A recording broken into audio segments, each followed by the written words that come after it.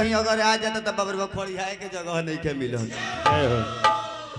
लेकिन जितने कम संख्या बा उतने थोड़ा दिल से जयकार होको कि ये सुगहा भवानीपुर के जितना दुख दलिदर बा खौसी दिनाव बा यहाँ से टॉप के बेतिया जिला टपा दी। कहीं बेतिया के लोग आइल हुई तो बेतिया के लोग आइल हुई तो गोरखपुर चले जाइए। कहीं गोरखपुर के लोग आइल हुई तो गोरखपुर के लोग आइल हो तो दिल्ली भेज दिया।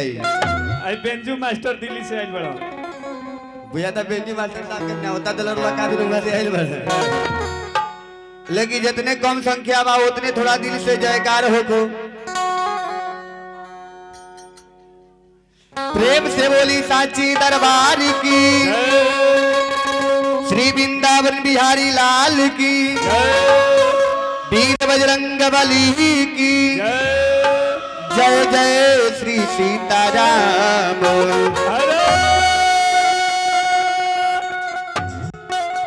परम पूज्य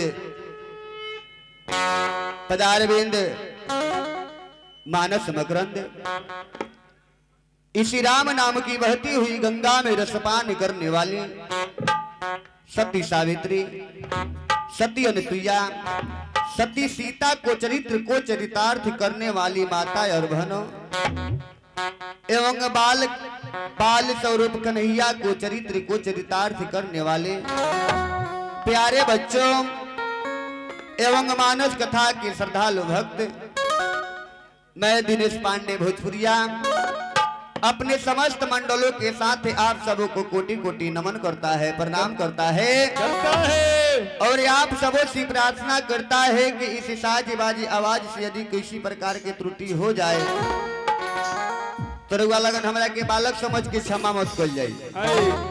काहे तो हर गलती क्षमा योग्य ना होला।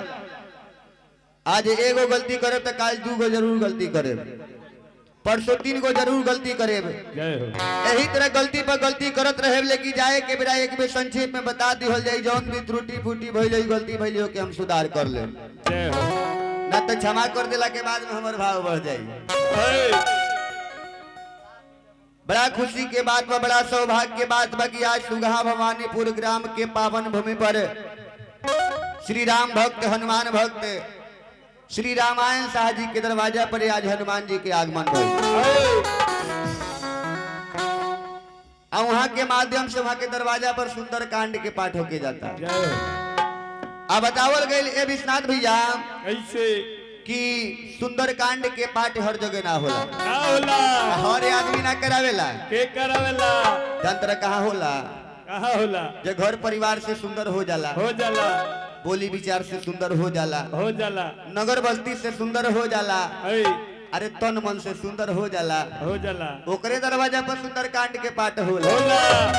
हर जगह ना होला, हर जगह हनुमान जी ना आई नहीं। जय हो। लेकिन हमरा के ये सुगहा भवानीपुर में साथ देवे वाला हमारे पैड वादक मृत्युंजय पांडे जी, ग्राम पोस्ट लौकरिया, थाना पलानवा, जिला पूर्वी चंपारण, बिहार के रहे वाला बानी। हमारे नाल वादक के हमनी के चीला के मर्यादवा भलवैया,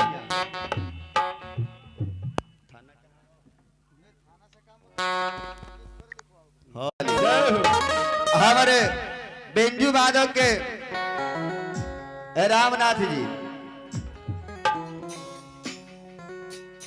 रामनाथ जी ग्राम पोस्ट परेउआ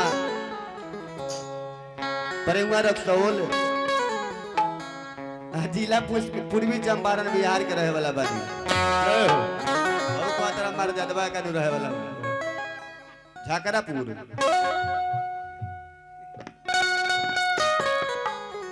आई सब कोई के साथ देवे वाला हमारे Sahu DJ sound, Sahu DJ sound and tent house, ग्राम पोस्ट सुगहा भवानीपुर, थाना कंगली, जिला पश्चिमी चंपारण, बिहार के रहे वाला। अगर ये आवाज जहां तक ये माइक की आवाज, हरण की आवाज रउआ लगन तक पहुंचत होके तो रउआ लगन शुभ या अशुभ कार्य में साउंड जनरेटर, टेंट हाउस, कुर्सी तुर्सी सब रउआ संपर्क करी।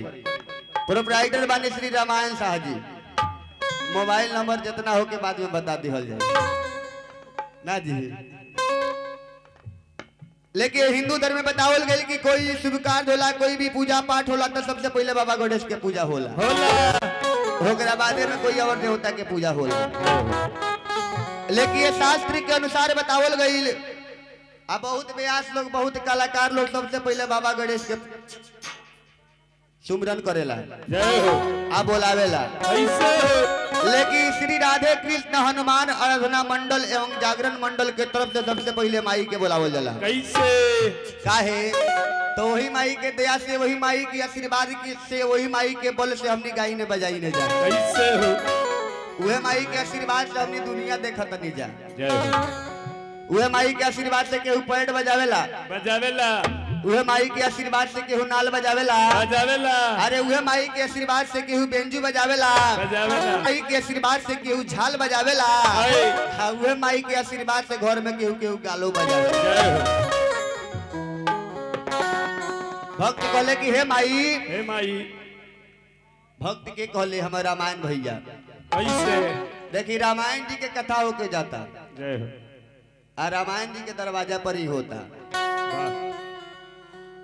हमारे रामायण भैया कहत नहीं माई से कि हे माई, कैसे? हमारे दरवाजा पर सुंदर कांड की पाठ होता, और सब देवता लोग के बोलौले बानी, और साथे साथे तोहरों के बोलौले बानी। यदि तू ना आइबू तो हमारी जग सफल ना होई। ऐसे हम तोहरा के बुलावो तनी, सुगहा भवानीपुर के रहे वाला दिनेश पांडे भोजपुरिया बुलावत रे। कैसे? कैसे बुलावत रे हो? अरे हम बुलावो तानी, अरे हम बुलावो तानी किया वही माही बंदना के सजा दो माई। हम बुलावो तानी अवै माई बंदना के सजा दो माई। ओ हम बुलावो तानी अवै माई बंदना के सजा दो माई।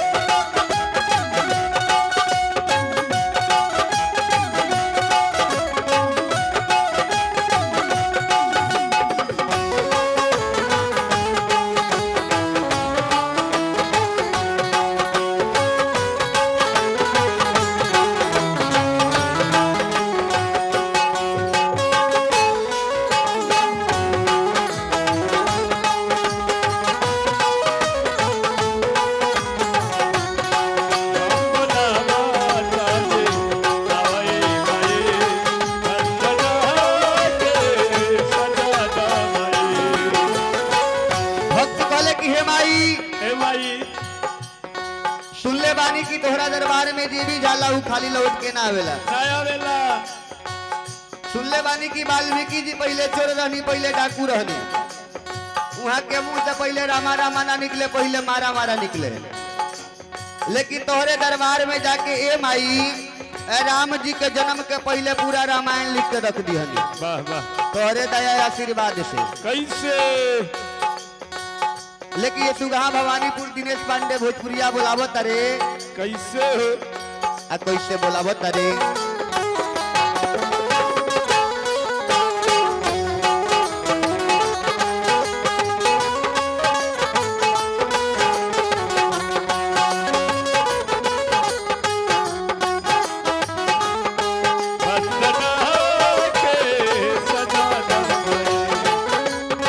और भक्त कहले कैसे?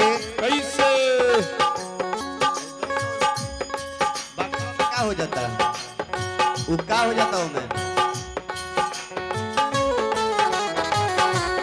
भक्ति कहले हो हंसी सवारी माई पीड़ा बजावेलू, हंसी सवारी माई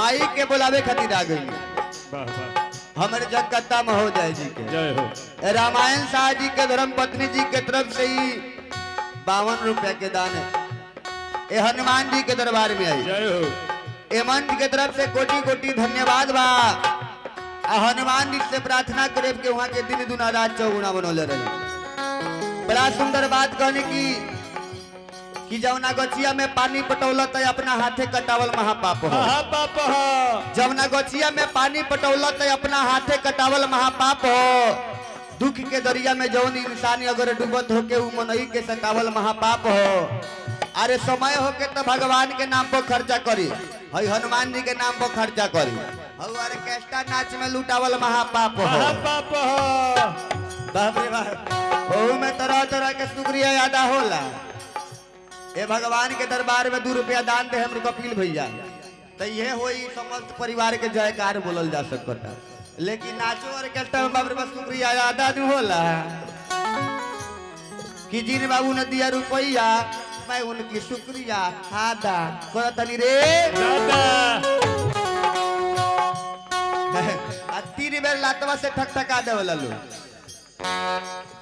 3 बेर लात से ठकठका देवला लोग चौकिया बहु काहेला काहेला? पूछनी छोटाई भाई से की बताओ तोहर लवंडा भाई लोग 3 बेर चौकिया बकाए ठकठकावेला से कहत रहे कि हमारा जिरवा जात नहीं खी जे पैसा देवेला नो ओकर 3 गो पुस्तानी के तार दीने सन भंगरी ना तो बढ़िया बात बा बामारी गोरवा से काहे बाकी रही जौन उनकर पिछला पुस्तान जौन रही ओहू से ठकठका दिया लगा 3 बेर के उहो तोड़ सब हो जाई आई भक्त शिरोमणि साहू डीजे टेंट हाउस वाले संदीप कुमार के तरफ से आप सभी मंडली को हार्दिक अभिनंदन है जय हो ये सब हमरा मंडली खातिर आई भाई एगो हमरे खातिर नहीं खे आई ताकत का है बड़ो सब कुछ तोरो के दे है बाद में ओ बबुआ की तरफ से ही ढेर सारा दान आईली हनुमान जी के दरबार में ए मंच के तरफ से कोटि कोटि धन्यवाद बा जय हो अब भगवान से प्रार्थना करब कि बबुआ के पैकेट में गुलर के फूल गिर जाओ जय हो अभी सधिया ले बा कि पैसा के ओइसे तो झरी अब बबुआ बहुत सुंदर बात कहले कि लाख पीतर में अगर सोना होई तो चीन्हे वाला चीन जाई चीन जाई लाख पीतर में अगर सोना होई तो चीन्हे वाला चीन जाई अरे बाजार में कितना महंगा सौदा होई तो कीने वाला कीन जाई मूर्ख अगर पड़ोसी होई तो दूसरों के झगड़ा छीन जाई जय हो आ प्रेमी अगर पहाड़ों पर होई न कपिल भैया तो मोबाइलों से एक कॉल मिल जाई मिल जाई इन करे का पूछता फोन करत भाई रे परेशान मियाज हो गइल बा अब कहने कि हमर मृत्युंजय भैया भैया तो यारे आओ तने कि होने जाता हमरा था नहीं खे लेकिन भक्ति कहले कि हे माई तोहरा दरबार में जी भी जाला उ खाली लौट के ना जाला आनर जाला नो उ देखे लागेला तोहरा दरबार में लंगड़ा जाला ये माई तोहरा दरबार में चले लागेला तोहरे दया आशीर्वाद से ऐसे भक्त कहले कैसे कैसे हो हंसी सवारी माई पीड़ा बजावेलू हमसे सवारी भाई बीड़ा बजावेलू से सवारी भाई बीड़ा बजावेलू हो आवो ये माई काहे तेरिया लगावेलू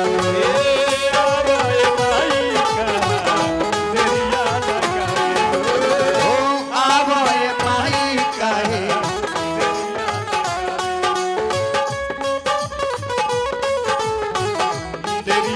और भक्त कहले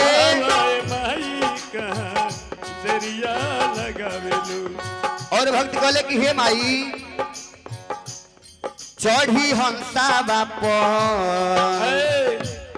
चढ़ी हंसा बाप भावई माही वंदना के सजा दो माई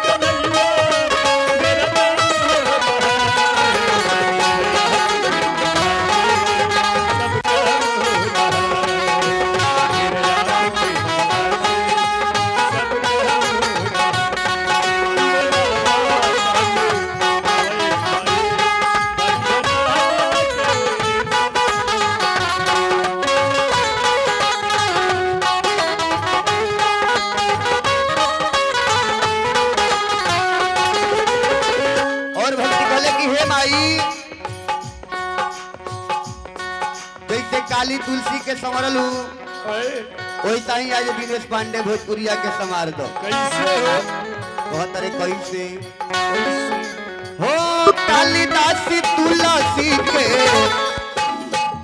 तू संवरलू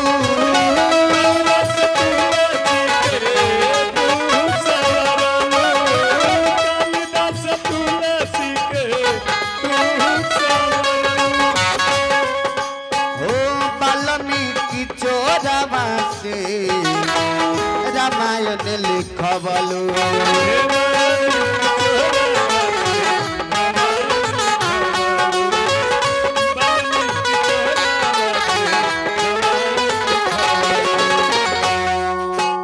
समय बड़ा कम बा जाए के बड़ा दूर बा हमनी के शुरुआत है बड़का हमनी के डीजे साउंड जवाब देवे लगल जय हो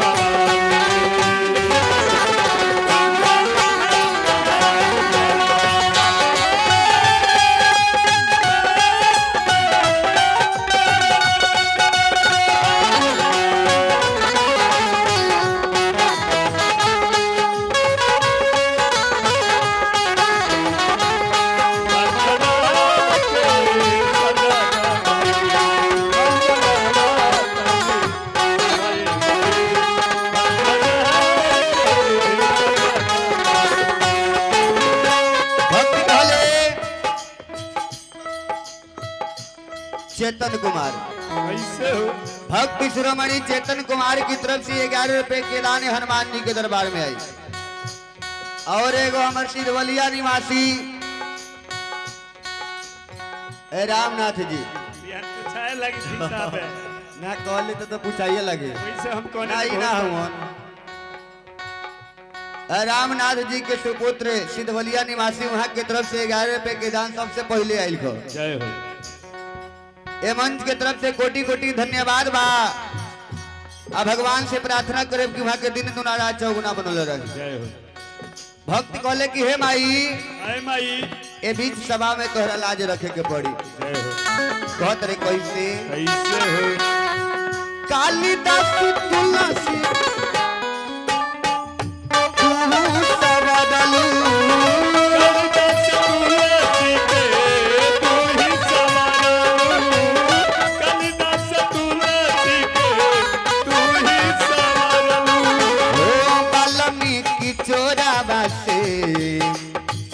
रामायण लिखबलू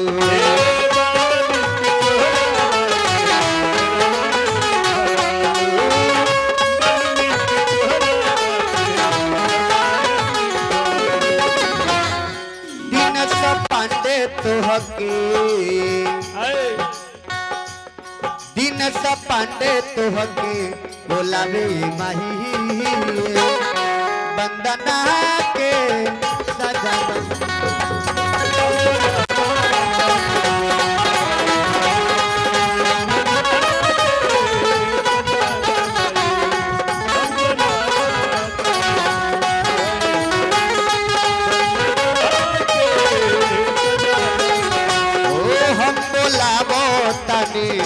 अब ये मही